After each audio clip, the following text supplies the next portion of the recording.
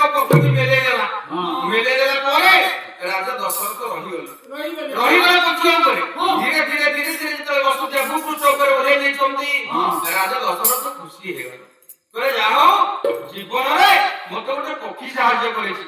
ନାଇଁ ବାଇଆ ବାବା ଆୟା ଗୀତରେ କହିନାହାନ୍ତି ଅନ୍ୟକୁ ଜୀବନେ କରିବୁ ସାହାଯ୍ୟ ଦାନ ରେ ଭଲା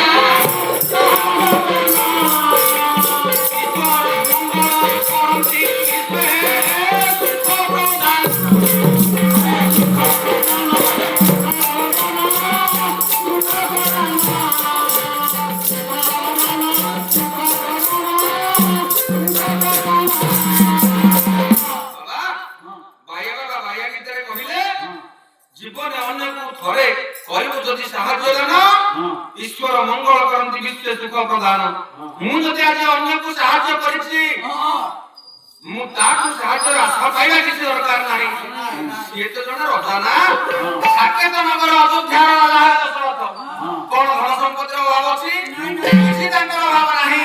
ଯେତେବେଳେ ଓହ୍ଲେଇ ଦେଲେ ରାଜା ଦଶରଥ କହିଲେ ହେ ପକ୍ଷୀ ଶ୍ରେଷ୍ଠ ଆଜି ତମରି ପାଇଁ ମୁଁ ବଞ୍ଚିଗଲି। ତମର କଣ ଦରକାର ମତେ ଖାଲି କୁହ ମୁଁ ଅକୁଣ୍ଠିତ ଚିତ୍ତରେ ପ୍ରଦାନ କରିବି। ରଥ ରାଜା ନିଜେ ସ୍ୱୀକାର କରୁଛନ୍ତି ହେ ପକ୍ଷୀ ତମର କଣ ଦରକାର ତମେ ମାଗ। ମାଗିଲା ବେଳେ ମନ ଭିତରେ ଉତ୍କଣ୍ଠା ରହିଛି ପକ୍ଷୀର। ଯୋଟା ଚିନ୍ତା କରୁଛି ଏଡେ ବଡ ରଜା ମୁଁ ଯଦି ଜୀବନ ବଞ୍ଚେଇ ଦେଲି ମତେ କଣ ଦବା ଦରକାର। ହେ ରାଜା ଯଦି ତମେ ମୋ ଉପରେ ଏତେ ଖୁସି ଅଛ ଯଦି ମୁଁ ତମ ପ୍ରାଣ ବଞ୍ଚେଇଛି ମୁଁ ତମକୁ ମାଗିନି ତମେ ଯଦି ମତେ କହିଲ ଦବା ପାଇଁ ତାହେଲେ ମୁଁ ଯାହା ମାଗୁଛି ମତେ ଦିଅ। ରାଜା ସେଦିନ ସତ୍ୟ କରିଦେଲେ। ସତ୍ୟସନ୍ଧ ବଂଶର ରାଜା କହିଲେ ସତ୍ୟ ନ ପ୍ରତ୍ୟେକ ସତ୍ୟ ସତ୍ୟଯୁକ୍ତ ପରମ ଧର୍ମ ସ୍ୱର୍ଗେ ସତ୍ୟ ପ୍ରତିଷ୍ଠିତ ସତ୍ୟଞ୍ଚ କୁଳୟା ଯୁକ୍ତ।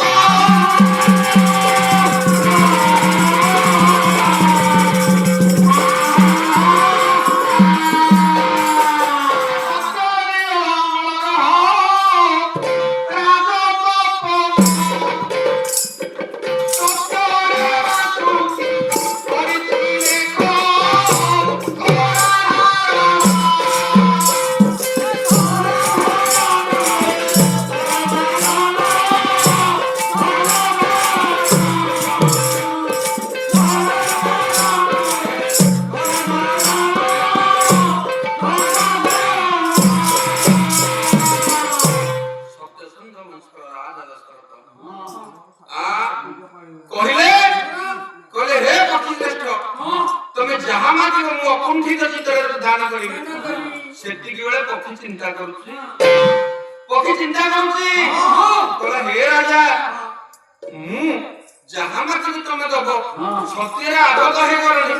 ଯଦି ତମେ ମତେ ଦବାକୁ ଇଚ୍ଛା କରିଛ ଯଦି ତମେ ମତେ ଦବାକୁ ଚାହୁଁଛ ହେ ରାଜା ତମ ବଡ ପୁଅଟାକୁ ମତେ ପୁଅ ହିସାବରେ ଦିଅ।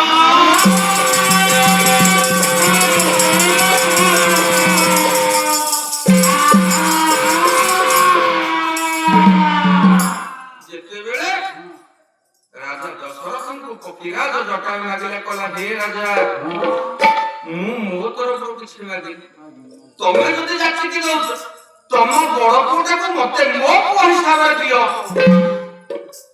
ରାଜା ସ୍ଥାଣୁ ପାଲଟି ଗଲେ ନିସ୍ତବ୍ଧ ହେଇଗଲେ ଅନ୍ଧ ଭଳି କିଛି ଦିଶିଲେନି। ରାଜାଙ୍କୁ କଣ ଉତ୍ତର ଦେବେ ହେଲା କଣ ମରିଗଲା